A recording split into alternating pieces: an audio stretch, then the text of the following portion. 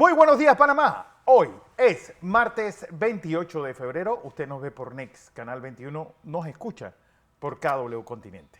Bueno, un día en el que, como habíamos avanzado, se dieron estas nuevas postulaciones, la del expresidente Ricardo Martinelli por el partido Realizando Metas y la del vicepresidente Carrizo en el PRD. Un día también en el que, habló la embajadora de Estados Unidos. De eso vamos a hablar mucho en un momento. ¿Qué dijo? ¿Y cuál es nuestro análisis de ello?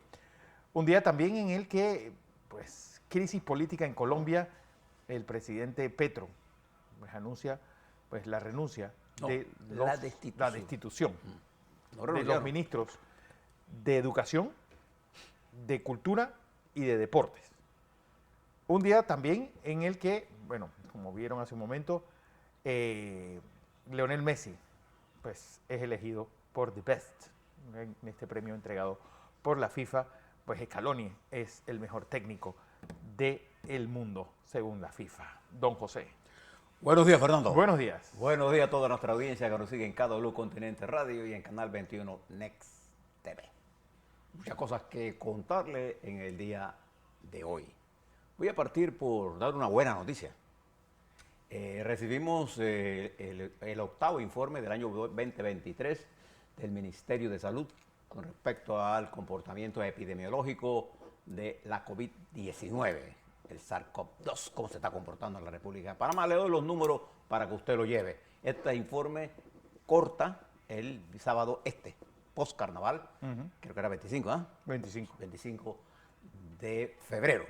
Recoge una parte, pero la otra semana sabremos más cómo es el efecto de esto. Pero fíjense los números que tenemos. La positividad se mantiene en 2,5%, lo cual indica que el virus está bajo control. Los muertos, solo ocurrió uno en la semana, que terminaba este sábado pasado. Se realizaron 10.061 pruebas, de las cuales 259 resultaron positivas para una positividad de esa semana epidemiológica del 2023, la número 8, de 2,5%.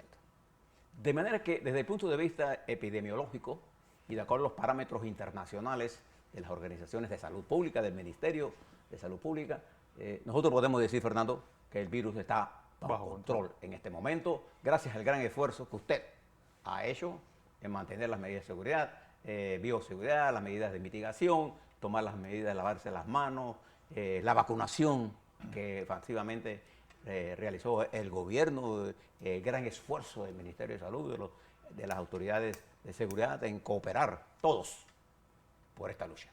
De manera que es un paso importante, porque recuerde que el día 6 de marzo, lunes, abren las escuelas y cerca de 980.000, 54.000 muchachos nuestros de las escuelas públicas y privadas estarán en las calles y miles de personas estarán acompañando por primera vez a sus hijos a las escuelas. De manera que esta movilización, estos datos son alentadores y dice mucho del esfuerzo que junto a gobierno, nación, empresa privada, todos hemos cooperado y no debemos de cuidarnos. Aprovecho la oportunidad para reiterarles que cuando hablamos de ciencia, seamos muy rigurosos en lo que estamos diciendo. Por ahí circula un informe de una dirección de energía de los Estados Unidos con respecto a un informe que dice y que él mismo informe reconoce que no tiene suficiente información científica para decir que el virus se escapó de un laboratorio de China. Hay que ser serios en esto. En la Organización Mundial de la Salud, junto con las autoridades chinas, investigaron todo esto y usted no encuentra ninguna información del CDC de los Estados Unidos, de las universidades de los Estados Unidos que estudian esta virus o de las autoridades del mundo especializadas en esto, que diga esta cosa que dice esta entidad, que más parece una desinformación. Creo que esta fue una zoonosis, una transferencia de un virus a una persona, y así fue que esto China nos informó rápidamente de lo que estaba ocurriendo. Lo que no podemos mezclar una cosa con la otra, porque la difamación de esto se presta a que los anticiencias comiencen a inventar cosas por ahí. No hay ninguna evidencia científica para que dé sustento a esta información que circula en forma profusa, como más que como un hecho científico, Fernando, circula como un hecho de la guerra psicológica que se está manejando ahí. Entonces, que hay que ser serios en el manejo de la información y no existe ninguna evidencia que se produjo una fuga de ningún laboratorio chino allá en Wuhan. Quiero que sepamos esto. Y, por ejemplo, Fernando, vi un informe de España en la que se proponía que se usara el omeprazol, un medicamento, el principio activo omeprazol, porque está en varios medicamentos con diferentes nombres, que se usa para la... ¿cómo se llama eso? El reflujo. El reflujo. Pero yo quiero que ustedes sepan que cuando usted mira un informe de esto, tienes que leerlo bien. Ahí el informe no detalla de dónde se produce, cuánta gente fue infectada, qué regiones de España han sido afectadas. No tenemos una información científica clara sobre esto. Debemos esperar los informes científicos de esto mientras usted utilice esta medicina, como todas las medicinas, bajo prescripción médica, y maneje siempre todas estas medicinas. Todas las medicinas en el mundo tienen contraindicaciones. Sí. Exacto. De manera que le digo esto porque todas las cosas que nosotros manejemos debemos manejarlas con un determinado, con una clara precisión científica. ¿Sí? Porque estamos en medio y además coronavirus hay toda clase. Por ejemplo, nosotros tenemos la gripe aviar. El virus de la gripe aviar se pasa de los pollos, de las aves, al hombre. Ya han muerto un par de gente, por ahí pocas, pero hay. Bueno, la gente que les prohibieron los gallos, la gente en Panamá por eso. Bien. De manera que hay que manejar esto con mucha seriedad, mucha seriedad. Podemos tener nuestras apreciaciones de algunas cosas que están pasando en el mundo, pero no debemos dejarnos llevar por la corriente. Bueno, algunas cosas importantes. Mientras estamos conversando en la madrugada de hoy, fíjense cómo está el mundo. En la madrugada de hoy llegó a Kazajistán. ¿Adivine quién? El secretario de Estado de los Estados Unidos, el jefe de nuestra apreciada embajadora de los Estados Unidos. Sí. Ahora le vamos a hablar de lo que dijo ayer ella. Le vamos a hacer un análisis de lo que ella dijo. Anthony Blinken, con la intención en Kazajistán de reunirse con los ministros de Relaciones Exteriores del Centro Asia. Estas son repúblicas soviéticas, algunas como Kazajistán, tienen una posición muy clara con respecto a Ucrania. Sobre todo Kazajistán, que ve una amenaza en esto y que condenó a la invasión. Para que estés claro en eso. Y los Estados Unidos lo que trata ahora es de meter la influencia de los Estados Unidos en Asia Menor, en el momento en que China coquetea con esas repúblicas y que Rusia tiene acuerdos militares con esas áreas. Pero esas son regiones muy pobres, repúblicas muy pobres, en las que el señor Putin, en vez de estar preocupado en invadir Ucrania, debió estar preocupado por desarrollar esas regiones, que tiene un gran comercio con China. Sí. Y ahora la presencia del secretario de Estado le está indicando a ustedes una cosa muy sencilla. Vamos a disputar la hegemonía en el mundo, área por área. El secretario de Estado llegó en la madrugada de hoy, de ahí pasará a reunirse en Uzbekistán, estará reunido con los ministros de Asia en una importante ofensiva diplomática en esa área. Pero quizás una noticia que usted también debe de conocer es que hubo otro sismo en Turquía. Dejó muerto. Y hubo más de una veintena de muertos en ese sismo. Y la cifra total de muertos entre Siria y Turquía por el terremoto de hace unas semanas se eleva casi a 50.000. Una de las tragedias más grandes. Y los daños materiales se calculan en Turquía en 35.000 millones de dólares, equivalente al 5% del Producto Interno de Turquía. Además de los más de 40.000 fallecidos. Que Además de lo que cuesta, sí. Esto es el daño físico material. Lo que cuesta en el futuro, el daño que, por no tener eso, lo que deja de percibir la economía turca. Y en Siria, la destrucción en muchas áreas es brutal. brutal. Esto es una de las cosas más terribles que ha podido pasar. En el plano europeo, para quedarnos en dos países y uno que le interesa a usted, Fernando, España. Fíjese lo que pasa en España hoy.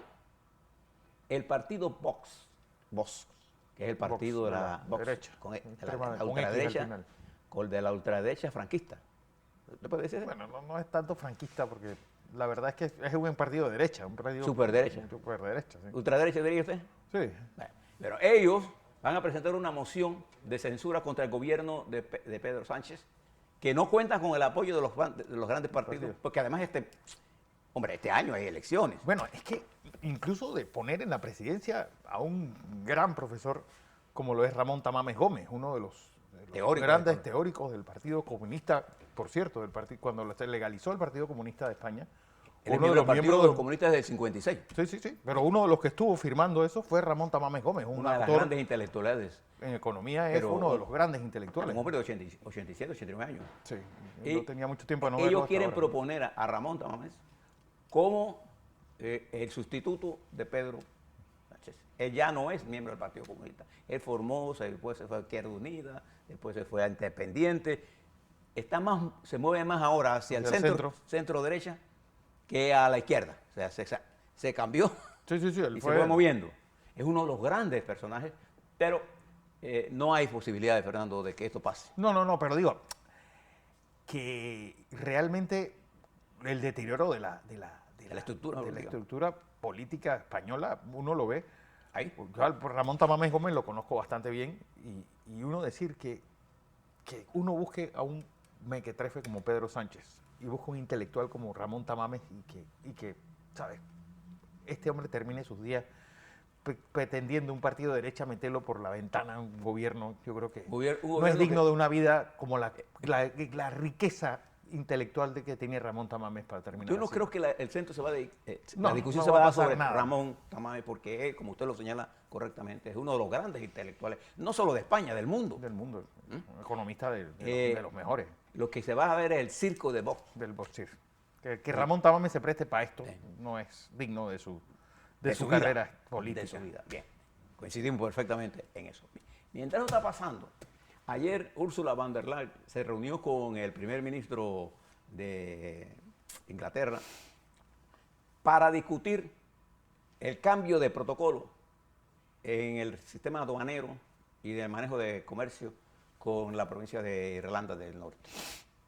Llegaron a un acuerdo y ahora lo tiene que vender el primer ministro a su bancada para que pase. Claro. Todo parece indicar que va a pasar y eliminado ese escollo, que es el que... Recuerde que en la guerra que se daba entre Irlanda, la República de Irlanda e Irlanda del Norte, que se firmó en el 1998, en ese acuerdo se establecieron 0 restricciones en la frontera. Ahora, en el Brexit se establecieron restricciones que dificultan el comercio y con este nuevo protocolo se resuelve una parte importante de esto para facilitar el comercio. Europa negocia esto en el momento en que necesita Inglaterra, necesita la unidad europea. Ese es mi punto ahora. En este momento, ese mundo, de esa velocidad, estas acusaciones contra China, que yo le reitero, si usted estudia la ciencia se dará cuenta que esto fue uno de los grandes inventos de Trump. Hablando del virus chino. Yo creo que hay que ser serio en esto. Bien. Si usted lo mira ahora, trasladémonos un momento a África y todavía en Nigeria no sabemos quién ganó. No hay ganador. No tenemos nada. Lo mismo de ayer es lo mismo de hoy. Y esto, estamos hablando de un país donde 93 millones de personas aproximadamente votaron. Estaban llamadas a votar, no sabemos ni siquiera el porcentaje de votación. Sabemos que el desorden que hubo, el desorden que hay en el conteo, y cuando tengamos datos, le daremos a ustedes la información. ¿Por qué Nigeria es importante? Porque es uno de los principales países de África, si no el principal, junto a Sudáfrica. Y en este momento es el más poblado. Y además tiene más recursos de los que inmediatamente pueden ayudar a resolver la crisis del petróleo. Movámonos un momento aquí a nuestro país. Fíjense lo que está pasando aquí en nuestra frontera con Colombia. El presidente Petro, ayer, en la noche. Él no renuncia, sino destituye a los ministros de Educación, Alejandro Gaviria, que fue ministro de Salud en el gobierno de Santos. De Santos. Y Rector de la Universidad de los Andes. Uno de los grandes... Otro intelectual del centro. Del centro. Ex precandidato presidencial. Candidato presidencial. Y que jugó un papel importante en la reforma fiscal que se pasó en el Congreso. Bueno, lo destituye, igual que destituye a Patricia Ariza y a María Urrutia. El centro. ¿Qué hace esta de Boli? Es decir, todo lo que tiene que ver con cultura, deportes y educación. Es decir, o sea, se lo llevó por banda. ¿Y eso qué significa? Significa un debilitamiento de Petro en el manejo del Congreso donde él no tiene mayoría. Y la reforma sanitaria que él está poniendo está casi muerta ya. Sí. Porque dentro del Congreso incluso, la revista Semana divulga documentos que en teoría eran de discusión interna y hacen claras que no solamente estos ministros, otros ministros del gobierno de Petro están en contra de esa reforma sanitaria, como está planteada. Pero además de eso, la revista Semana publica la intención del presidente Petro de disminuir, de frenar las actividades mineras y agrícolas en 11 de los municipios de Antioquia y una parte de Caldas, lo que provocaría una gran crisis en esas regiones, desde el punto de vista de producción de alimentos, desde el punto de vista de ingresos, Fernando. Y entonces, como le veníamos diciendo durante las últimas semanas, el gobierno de Petro avanza hacia una crisis estructural. Avanza hacia una crisis estructural y se va moviendo rápidamente hacia un extremo del espectro político colombiano. Y como no tome medidas claras sobre esto, esto va a tener un efecto directo en la economía. Una de las economías más poderosas. La cuarta más grande de América. Y a los capitales colombianos no le tendrá más remedio que venir a esta a su casa.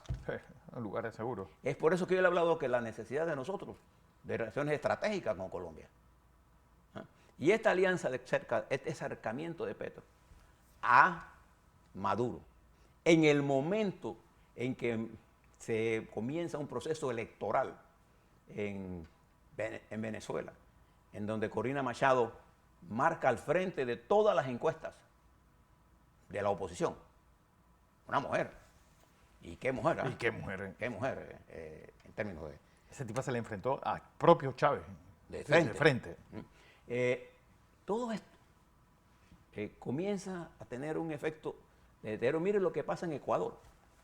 En Ecuador, con el asesinato de dirigentes indígenas, hoy amanece cada vez más cerca una movilización que pretende, junto con las fuerzas políticas, derrocar al presidente Lazo, lo que sería un gran retroceso democrático.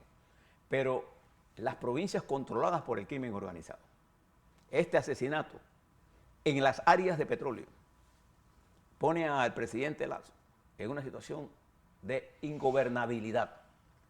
Y si usted se mueve al lado de ellos, en Perú, la situación de Dina Boluarte es espantosa. Sí, eso ya. Los niveles de impopularidad de ese gobierno y de impopularidad del órgano todo el sistema político y de las sistema judicial pone prácticamente a un país en una especie de anarquía. Y en el sur del país hay movimientos de separación. Ese es lo que está ocurriendo en esto, mientras el presidente de Chile ahora ordena la movilización de las tropas para la frontera con la intención de frenar la migración. Uno de los grandes problemas que tenemos nosotros aquí, que le voy a hablar ahora cuando veamos lo que dijo la señora embajadora, y le adelanto, yo creo que en el planteamiento de la señora embajadora, ella reconoció, y debemos reconocerle, como parte del trabajo de la señora embajadora Aponte, es que ella se ha ido al Darién a ver esto. Sí, se ha ido in situ, pero ¿cuántos nos ha...? Ahora le cuento sobre esto, pero no quiero mezclar. Lo que quiero plantearle a ustedes es que ahora pues, el señor Boris está tratando de hacer lo que hace unos meses rechazaba. Porque él estaba en contra de la movilización. Y es que la migración ilegal, no es un problema fácil de resolverlo. Eso lo puede usted resolver en un café. Pero en la vida práctica, este éxodo masivo de venezolanos, este éxodo masivo de colombianos ahora. Porque las muestras de xenofobia en Antofagasta, sobre todo, es contra los colombianos. Y el avance del crimen organizado en la toma de la institucionalidad en el sur, en el centro y en nuestra nación, son avances peligrosos que ponen en detrimento nuestra estructura. Si usted mira esto y ahora le mete el centro del problema en Ucrania. En Ucrania, el avance militar de Putin durante los últimos días tiene cierto nivel de significado en contra de Ucrania. Con el arribo ahora de los nuevos armamentos, esto se va a nivelar. Pero lo que es peligroso es que esto se va a empantanar. Bueno, Zelensky destituyó hoy a su jefe de militar en el área del Donbass. Y todo este problema de Ucrania tiene un efecto global, porque las nuevas medidas que toman Europa y los Estados Unidos contra Rusia y el incremento de las tensiones entre China y los Estados Unidos, entre China y Europa, conllevan a pensar que tendremos un año 23, sin duda alguna, con bajo crecimiento y con alta inflación. Y esto... Y mucha incertidumbre. Y esta es una de las combinaciones más peligrosas que usted se puede imaginar en la economía. Así es. Y es por eso que nosotros necesitamos manejar esto con inteligencia, con saber exactamente qué es lo que se necesita para el país, cualquiera que sea el país donde el ciudadano que mande o la estructura política que mande esté ejerciendo el poder. Y ahora preste la atención a lo que está ocurriendo en Honduras. Sí. Este camino y la posible alianza en México, con todo lo que ha pasado. Yo escuché ayer el presidente López Obrador hablar y usted espera de un presidente cosas más grandes de lo que él ha dicho. Sí. Ese respeto a la oposición, todo el que está en contra de él es un traidor, es un... Bueno, además que metiéndose de lleno en la política peruana. El tipo está provocando una crisis, bueno, ya la provocó. Perú expulsó al embajador en México y no sé a qué santo de que este señor se piensa meter dentro de de lo que está pasando en Perú. Que en la respuesta china, una de las respuestas que me llamó la atención fue lo que dijo ayer Peskov, jefe de comunicaciones del gobierno de Putin, que lo de Crimea, que es territorio ucraniano, es, y dijo, tengo aquí, es inalienable, es decir, ellos no van a entregar el territorio de Crimea nunca, pero eso nunca ha sido de ellos, es de Ucrania. Sí. Entonces, este entrampamiento y la propuesta china comienza a tener oposición, pero hay un punto central en la propuesta china que debemos todos retomar. No hay la menor duda que nosotros necesitamos una salida negociada en Ucrania, pero una salida negociada que respete la integridad territorial de Ucrania. De otra, no hay salida. Estaríamos propiciando la fuerza sobre la democracia. Y el principal problema de Ucrania ante el Putin no era que Ucrania era nazista ni fascista, no. Es que Ucrania se estaba volviendo un peligro por la imagen que estaba dando de libertad. Libertad que desgraciadamente no cuentan los ciudadanos rusos. A la vuelta, Fernando, vamos a hablar sobre lo que pasó ayer en las postulaciones de Gabriel Carrizo, las postulaciones de Ricardo Martinelli, en la pelea que se está dando el cambio democrático. Digo, la pelea... Bueno, que el Tribunal Electoral ya tiene un fallo. Rechaza la posposición que estaba pidiendo el equipo de Rómulo Rux y les mantiene cortado el financiamiento. Bien. Entonces, todo eso está ocurriendo también el avance de los otros partidos en la búsqueda de acuerdos políticos, pero también vamos a tener un análisis de qué fue lo que dijo, cómo podemos interpretar lo que dijo la señora embajadora de los Estados Unidos en una exclusiva entrevista a solo 2 miembros de la comunidad de televisión comunicación, y de claro. comunicación de este país. A la vuelta, eso y más. Así es.